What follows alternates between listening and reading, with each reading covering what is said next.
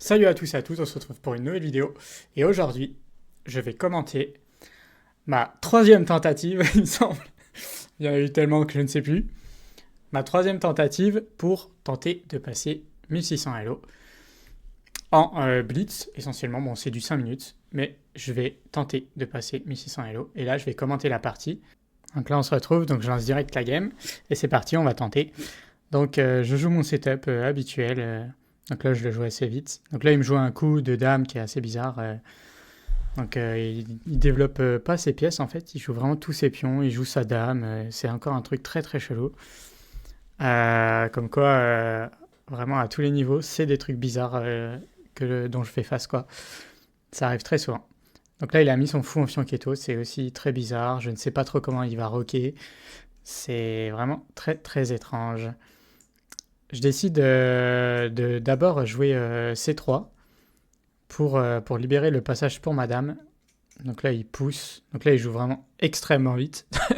Donc j'essaye de commenter aussi vite qu'il joue. C'est pas évident. Donc là, on voit vraiment qu'il a mis son setup très bizarre, quoi. Enfin, il a poussé tous ses pions. C'est très bizarre. Là, je fais, je pense, une petite erreur. C'est que j'aurais dû d'abord jouer A4. Puis ensuite, jouer mon cavalier pour éviter justement qu'il puisse chasser tout simplement mon cavalier facilement comme ça. Après, il avait déjà joué à 6, donc c'était beaucoup plus dur. Donc c'est ok. Donc là, je me dis, je vais essayer de jouer à 4 pour essayer de faire une rupture. Parce que je le fais pas encore très bien, je sais pas encore trop comment gérer ça. Je sais qu'il faut essayer de faire des ruptures quand l'adversaire joue beaucoup trop ses pions pour essayer de le mettre en difficulté. Surtout qu'il a pas roqué.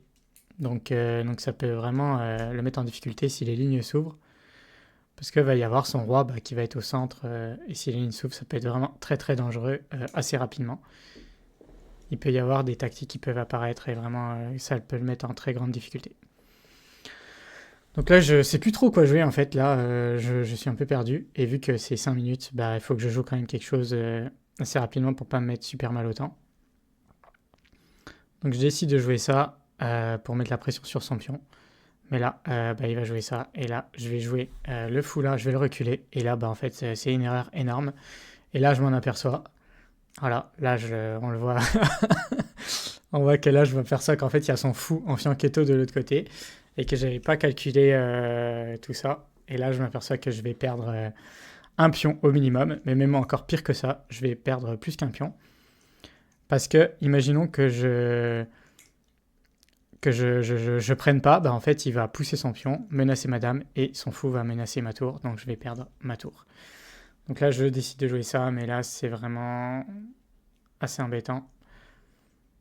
Et là, je m'en aperçois. Donc là, malheureusement, très souvent, à ce niveau, depuis 1450-1500 Elo au moins, contre des joueurs qui sont 1600 Elo et plus, parce que j'ai déjà été des 1700 aussi, quand on perd une pièce mineure, en général, la partie est quasiment foutue.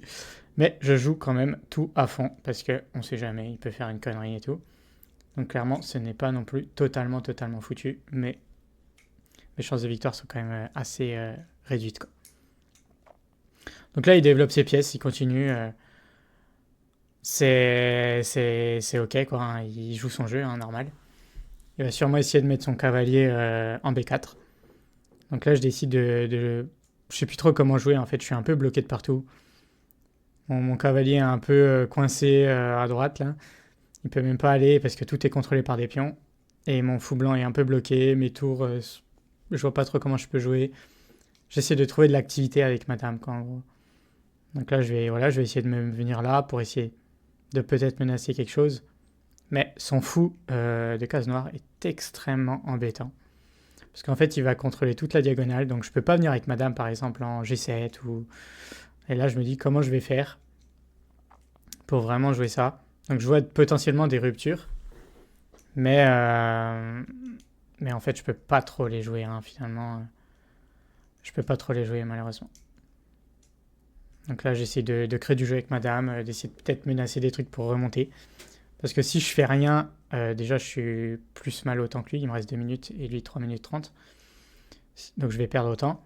Mais en plus, si je fais rien, il va me manger vu qu'elle a une pièce mineure d'avance. il va me gratter progressivement et je vais finir par perdre en fait. Donc c'est vraiment à moi d'essayer de faire des menaces pour que le provoquer à l'erreur pour peut-être avoir une chance de remonter, quoi. Je peux pas me permettre de jouer passivement en fait là, c'est vraiment trop, c'est mort. Donc là je vois qu'avec son cavalier il menace la fourchette et de prendre mon pion surtout en D3, donc là je vais protéger avec une de mes tours. Je décide plutôt cette tour-là que l'autre, parce que l'autre est sur une colonne semi-ouverte. Donc elle est peut-être plus intéressante. Du coup, c'est pour ça que je défends avec ma tour. J'aurais pu défendre aussi avec ma dame. Mais j'aime bien garder ma dame là. En fait, elle m'a l'air plus active que, par exemple, en D2. Donc là, il joue sa dame encore, il bouge et tout. On voit qu'il est quand même un petit peu coincé aussi.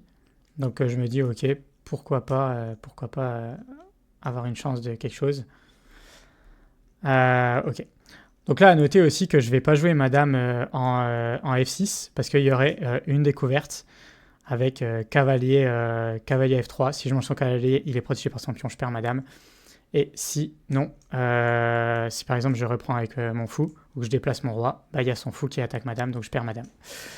Bon, c'est pas, je sais pas si c'est visible, mais en gros, je ne peux pas jouer dame F6. Donc là, on tourne un peu en rond et tout.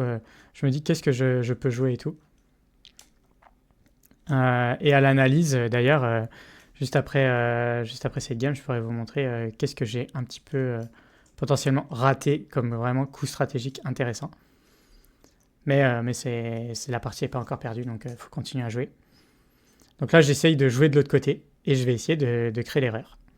Et là, je vois que malheureusement, j'ai laissé le pion là. Je ne l'ai pas vu en fait. C'est un peu une erreur bête et de débutant, mais ok. C'est pas si grave que ça finalement. Mais bon, j'ai déjà une pièce mineure de retard. Maintenant, j'ai un pion de retard. Donc ça commence vraiment à devenir embêtant. Mais je me dis, il faut que je crée quand même de l'activité. Je vais essayer de vraiment créer de l'activité. Donc là, je vais mettre la dame ici. Peut-être que mettre la dame en B6 aurait été plus intéressant. J'aurais menacé son fou. Et en même temps, j'aurais protégé mon pion. Il repositionne son fou. Bon, en soi, c'est totalement logique. Hein. Là, je vais essayer de jouer l'activité des pièces.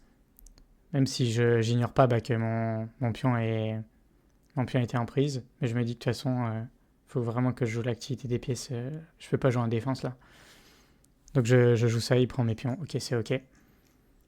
Donc là, la finale semble vraiment compliquée. Donc là, je vais tenter de le mettre, essayer de l'attaquer son roi en fait. C'est pour ça que je réfléchis là à des cavaliers. Je réfléchis à des cavaliers, voilà, des cavaliers F4 pour venir essayer d'attaquer son roi, quoi.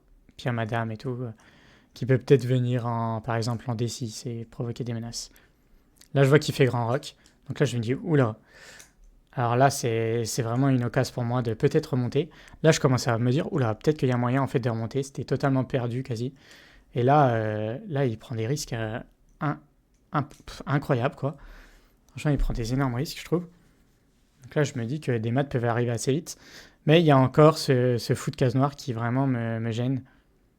Donc là, il me reste 18 secondes. Là, je joue prise. Mais là, il va jouer un extrêmement bon coup. Que je trouve assez dur à trouver. Et qui va me surprendre et qui va me dire, ok, c'est mat, quoi. Donc là, il y a échec et mat. Hein. Si je joue là, ou je perds ma dame au minimum. Et il y a mat qui va sûrement s'en suivre assez vite. Donc là, je joue mon fou là, mais il y a échec et mat en 1 directement. Donc voilà, et malheureusement, je me prends un mat. Et là, je me dis, aïe, là, c'est la déception, c'est la méga déception. Donc voilà, donc c'est vraiment la déception, c'est encore malheureusement une tentative encore ratée. Donc est-ce que je vais finir par passer? J'espère que ça va finir par passer. Bon, ça va finir par passer, j'en doute pas. Mais malheureusement ça, on voit que j'ai fait 3 blunders potentiels. J'ai raté pas mal de choses. Donc on va vite fait revenir à 2-3 trucs que je veux juste te montrer avant de clôturer cette vidéo. Donc là, évidemment, je fais des erreurs. Hein. Là, je vais pas revenir, mais là, c'est vraiment une grosse erreur. Je perds mon fou. Ici, là. En jouant ça, je perds mon fou, en fait. Donc ça, c'est vraiment une très grosse erreur. Et une autre très grosse erreur, c'est aussi d'avoir laissé le pion ici. Je me suis dit, ok, j'ai pas vu, pour être honnête. Donc ça, c'est une grosse erreur aussi. Et autre chose que je voulais juste mentionner, qui en fait est une idée vraiment intéressante et que j'ai vue à l'analyse avec l'ordi, c'est qu'ici, en fait, quand il pousse ici, en fait, il faut vraiment que je crée des ruptures là. Et ça va libérer toutes mes pièces d'un coup. Alors là, il s'en fout. Hein. Fallait le faire avant, bien sûr. Mais par exemple, ici, là, il faut vraiment essayer de créer des ruptures comme ça. Et il peut jamais te reprendre parce qu'en fait, alors je peux reprendre comme ça, je peux reprendre de la dame, n'importe. Ça va vraiment libérer de l'espace. Et là, on voit tout de suite que ça va créer un énorme danger. Et là, bah, y a des idées qui vont découler. Comme par exemple, doubler les tours là, enfin, a posteriori, quoi. On peut aussi ramener des pièces légères et tout. Donc il faut vraiment essayer de créer des ruptures comme ça quand le mec avance trop les pions. Je ne sais pas encore trop où créer les ruptures. Je pense que c'est beaucoup des notions de colonne ouverte et tout. Bref, on verra ça sûrement dans une autre vidéo, un peu plus précisément. J'espère que ça t'a plu, malgré que ça l'a pas fait. N'hésite pas à t'abonner, n'hésite pas à lâcher un pouce bleu et à commenter. Et je te dis à la prochaine. Porte-toi bien jusque là. Ciao.